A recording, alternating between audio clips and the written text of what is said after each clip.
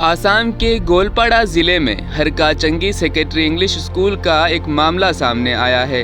School management committee के chairman ने headmistress के खिलाफ स्कूल में दोपहर के खाने के लिए गाय का गोश्त लाने की शिकायत दर्ज कराई थी।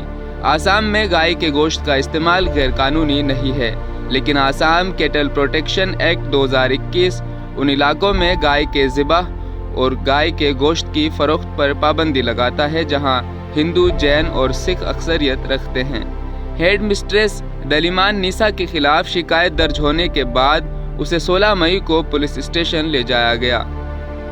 मरनुल डेका ने बताया कि लखीपुर इलाके में हरका चंगी सेकेंडरी इंग्लिश स्कूल की इंतज़ामिया कमेटी के चेयरमैन ने हेड मिस्ट्रेस के खिलाफ शिकायत दर्ज कराई थी कि वो दोपहर के खाने के लिए स्कूल में गाय का गोश्त लेकर आई थी।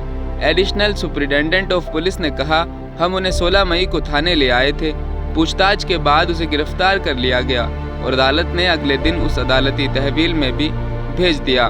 टाइम्स ऑफ इंडिया के मुताबिक डेका ने कहा, यह वाकया 14 मई को पेश आया, लेकिन ये मंगल को उस वक्त सामने आया जब एक मकामी शख्स ने पुलिस में शिकायत दर्ज कराई।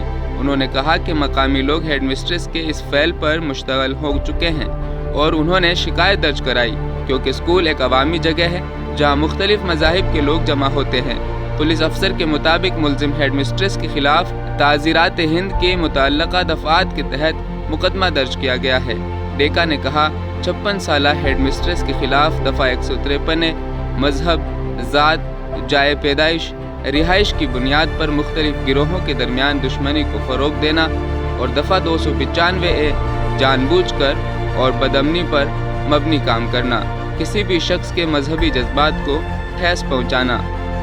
लेकिन इधर हेडमिस्ट्रेस का ये कहना है कि वो जो गोश्त लेकर आई थी वो गाय का गोश्त नहीं था, बल्कि वो किसी और चीज़ का गोश्त था। उन पर किसी भी तरीके से झूठा इल्ज़ाम लगाकर उन्हें फंसाने की कोशिश की जा रही है।